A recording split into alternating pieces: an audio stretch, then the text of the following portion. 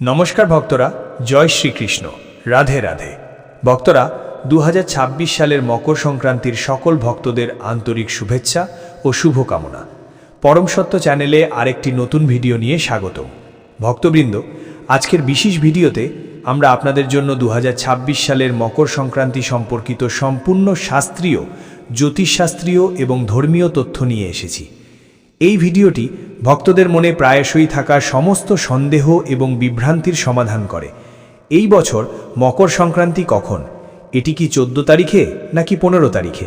কারণ মকর সংক্রান্তি 13, 14 তারিখে অথবা 15 তারিখের মধ্যে যে কোনো সময় পড়তে পারে। তাই আজকের ভিডিওতে আমরা স্পষ্টভাবে ব্যাখ্যা করব কখন মকর সংক্রান্তি। এটি কি 14 তারিখে নাকি 15 তারিখে উদযাপিত হবে? আমরা আপনার বিভ্রান্তি দূর করব। এবার মকর সংক্রান্তি নিয়ে সমস্ত ভক্তদের মনে বিভ্রান্তি এবং অস্পষ্টতার অবস্থা রয়েছে, তাই আজ আমরা আপনার বিভ্রান্তি দূর করব। এই ভিডিওতে আমরা মকর সংক্রান্তিতে আপনার কি করা উচিত এবং কি করা উচিত নয় তা নিয়েও আলোচনা করব। আমরা মকর সংক্রান্তিতে কিভাবে পূজা করবেন তা নিয়েও আলোচনা করব। মকর সংক্রান্তির পুণ্য কিভাবে অর্জন করবেন? মকর সংক্রান্তি কেন গুরুত্বপূর্ণ? আপনি কি জানেন কেন মকর সংক্রান্তি উদযাপন করা হয়?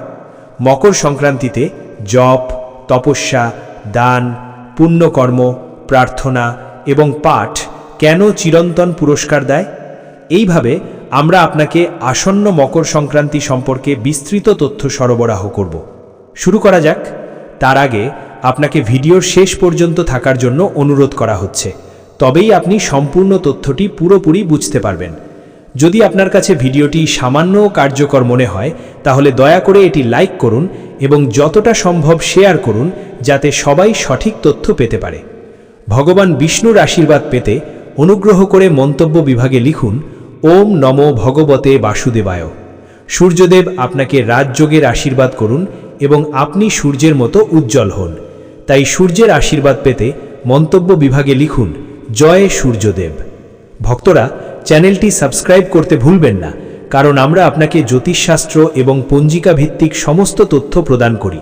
কোন তারিখ কোনটি, কখন উপবাস করা উচিত, আচার অনুষ্ঠান কি, নিয়ম কি, আমরা আপনাকে সম্পূর্ণ তথ্য প্রদান করি। এই ভিডিওতে আমরা মকর সংক্রান্তির সময় কি ভুল এড়িয়ে চলতে হবে তা নিয়েও আলোচনা করব। যদি আপনি সমস্ত উপবাস এবং উৎসব সম্পর্কে সঠিক শাস্ত্রীয় তথ্য পেতে চান তাহলে দয়া করে পরম সত্য চ্যানেলটি সাবস্ক্রাইব করুন এবং বেল আইকনটি টিপুন। আপনি আমাদের সমস্ত ভিডিও পাবেন, অন্যথায় আপনি তথ্য মিস করবেন। চলুন শুরু করা যাক। প্রিয় দর্শকরা, আসন্ন মকর সংক্রান্তি সম্পর্কে কথা বলা যাক। প্রিয় দর্শকরা, মকর সংক্রান্তি কেবল ভারতেই নয়, প্রতিবেশী দেশগুলিতে এবং বিভিন্ন রাজ্যে এবং বিদেশে বসবাসকারী উত্তর ভারতীয় এবং দক্ষিণ ভারতীয়দের মধ্যেও পালিত হয়, কারণ এই উৎসবটি বিভিন্ন নামে পরিচিত। কেউ এটিকে মকর সংক্রান্তি নামে চেনে, কেউ এটিকে উত্তরায়ণ নামে চেনে, আবার কেউ পোঙ্গল নামে চেনে। এই দিনটি অত্যন্ত গুরুত্বপূর্ণ। এই দিনে আপনি যত বেশি পূজা, জপ, তপস্যা, দান এবং পুণ্যকর্ম করবেন তত বেশি মঙ্গল পাবেন। তাহলে কি দান করা উচিত, কিভাবে দান করা উচিত, কোন জিনিস দান করা উচিত? আসুন আমরা আপনাকে এই সম্পর্কে বলি। তার আগে এটি জানা গুরুত্বপূর্ণ যে এটিকে মকর সংক্রান্তি বলা হয় কেন, অথবা এটিকে উত্তরায়ণ বলা হয় কেন। এই দিনের তাৎপর্য কি, এই দিনের বিশেষত্ব কি?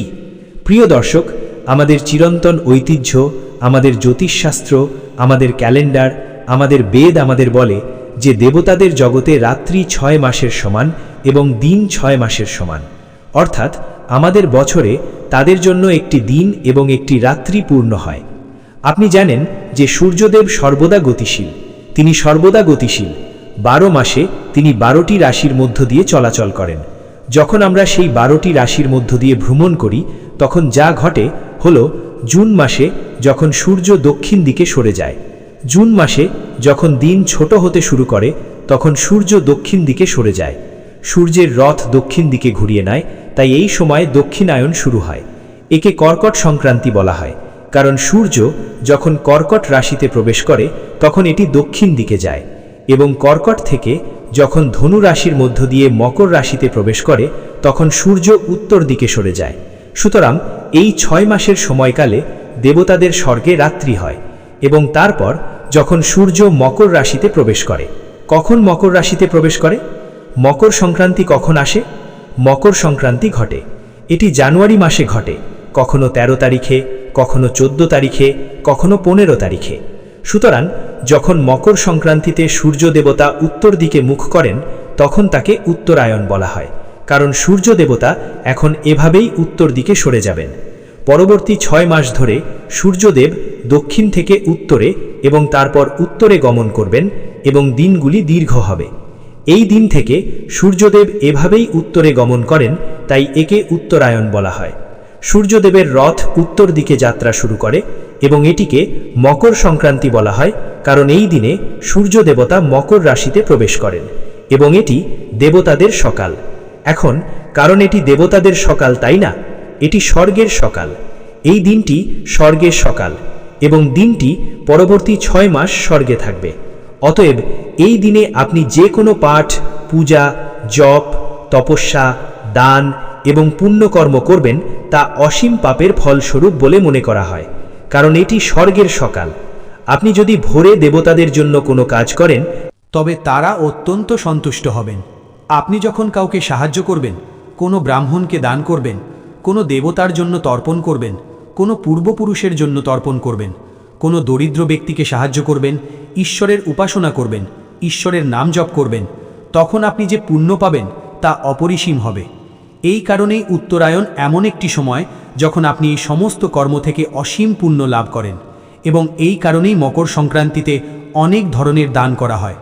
এটা বিশ্বাস করা হয় যে মকর সংক্রান্তিতে আপনি যে দানই করুন না কেন, ঈশ্বর আপনাকে তার চেয়ে 1000 গুণ বেশি তা ফিরিয়ে দেন। অনেক দান করা হয়, এছাড়াও 14টি দান করা হয়। আপনার দান করা উচিত এমন 14টি জিনিসের ব্যাখ্যা সহ একটি খুব ভালো ভিডিও পাবেন। যে 14টি দান করা উচিত তা হলো রামজির পাতা উৎসর্গ করার রীতি। এই ভিডিওটি স্পষ্টভাবে ব্যাখ্যা করে যে 2026-এ 14ই জানুয়ারি 2026 তারিখে মকর সংক্রান্তি পালিত হবে, কারণ এই দিনে সূর্য দেবতা মকর রাশিতে প্রবেশ করেন এবং সূর্য উত্তরায়ণে পরিণত হয়। মকর সংক্রান্তি থেকে আপনাকে অনেক নিয়ম মেনে চলতে হবে, যা আপনাকে সারা বছর ধরে অনুসরণ করতে হবে এবং মকর সংক্রান্তিতে সম্পূর্ণ করতে হবে। শীঘ্রই আপনি একটি ভিডিও পাবেন যেখানে ব্যাখ্যা করা হবে কিভাবে সেই নিয়মগুলি পূরণ করতে হবে। আপনি ইতিমধ্যে কোন নিয়মগুলি অনুসরণ করেছেন এবং পরবর্তী বছরের জন্য কোনগুলি অনুসরণ করতে পারেন, তাদের ফলাফল কি, কিভাবে সেগুলি অনুসরণ করা উচিত, আমি আগামী দিনে আপনাকে এই সমস্ত সম্পর্কে বলবো, কারণ এটি একটি অত্যন্ত গুরুত্বপূর্ণ বিষয়। মকর সংক্রান্তি একটি অত্যন্ত বিস্তৃত বিষয়। এই সম্পর্কে বলার মতো অনেক কিছু আছে। শাস্ত্রে এটি সম্পর্কে অনেক কিছু লেখা হয়েছে। তাই আজ থেকে আমরা শুরু করছি। ধীরে ধীরে আমরা আপনাকে এই সম্পর্কিত প্রচুর তথ্য উপস্থাপন করব। মকর সংক্রান্তিতে যদি আপনি খুব বেশি কিছু করতে না পারেন, তাহলে গঙ্গায় স্নান করার চেষ্টা করুন। গঙ্গায় স্নান করা অবিশ্বাস্যভাবে পবিত্র। যেহেতু আপনি গঙ্গায় যেতে পারবেন না, তাই সকলেরই বাড়িতে স্নান করা উচিত। সূর্যোদয়ের আগে উঠে পড়ুন, ঘুম থেকে ওঠার পর স্নান করুন। তাই আপনি স্নানের জন্য যে পাত্রই ব্যবহার করুন না কেন, তা বালতি হোক বা টব, ভালো করে ধুয়ে কিছু গঙ্গার জলে ভরে নিন।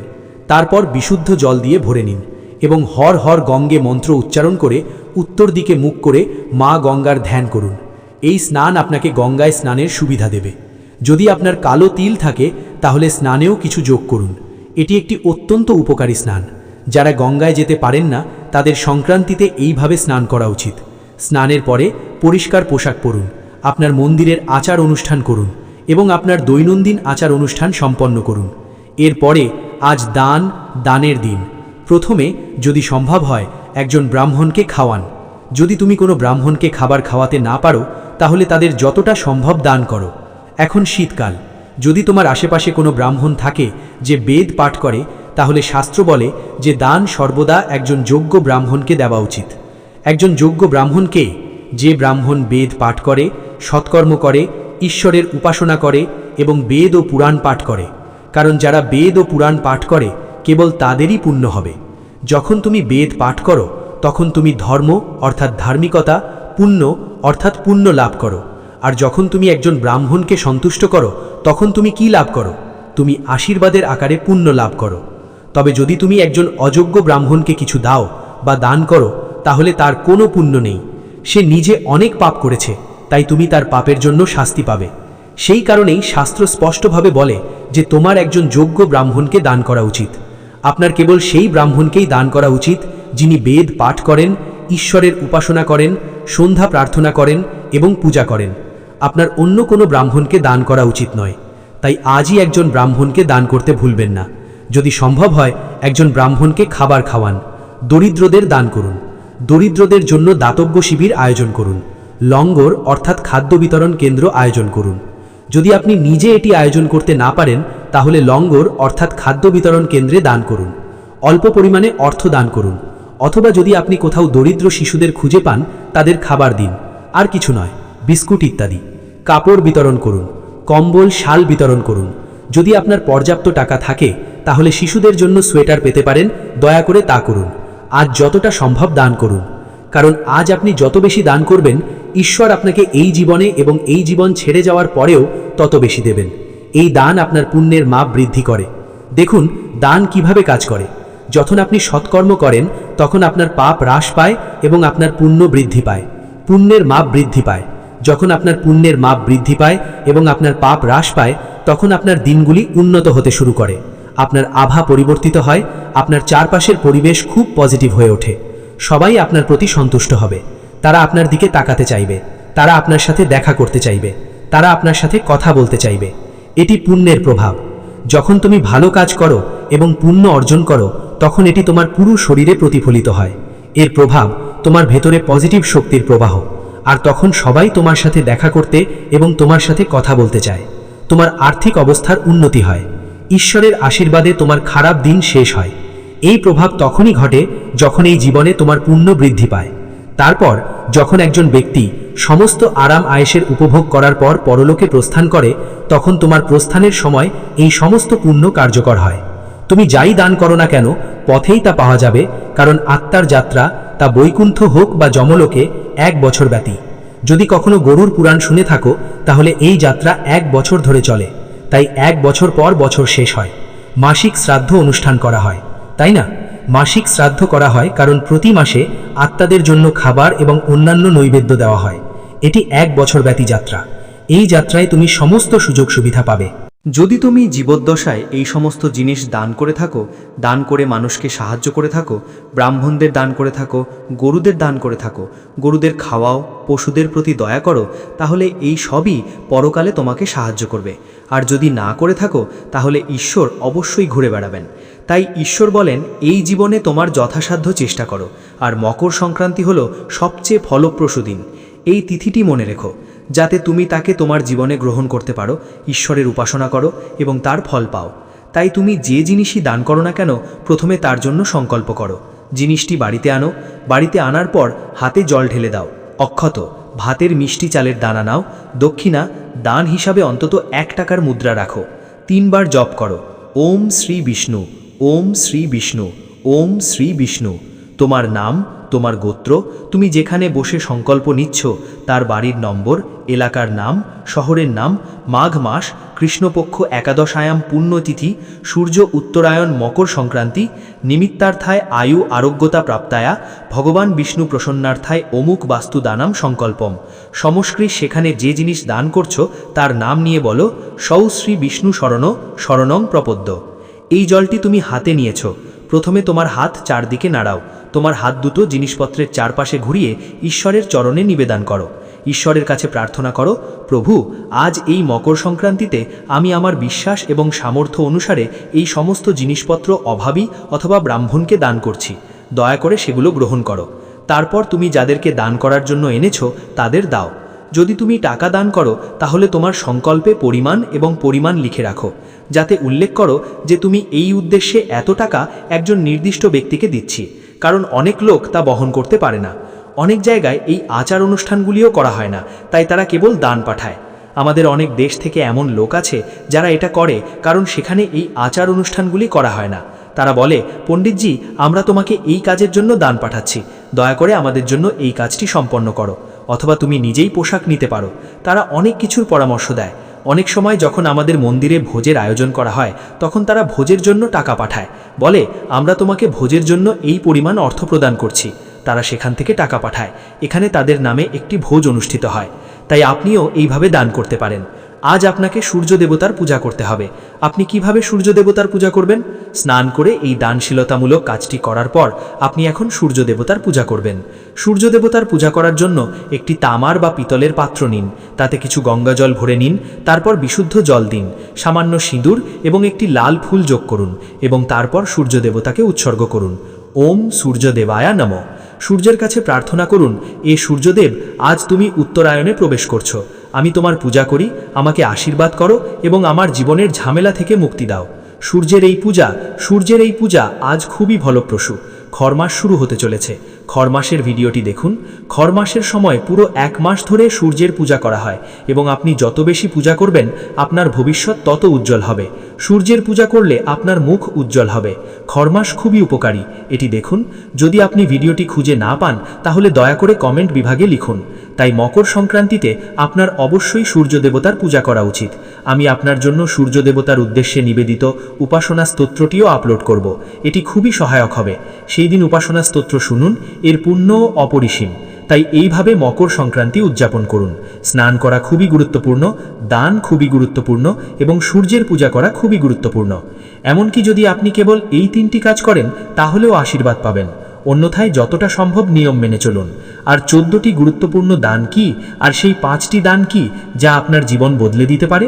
শীঘ্রই আপনি এর একটি ভিডিও পাবেন। এবার আসুন 2026 সালে মকর সংক্রান্তি সম্পর্কে কথা বলি, কারণ 25 তারিখ শেষ হতে চলেছে। 25 তারিখ আসছে 26 তারিখে, আর মকর সংক্রান্তি আসছে 26 তারিখে।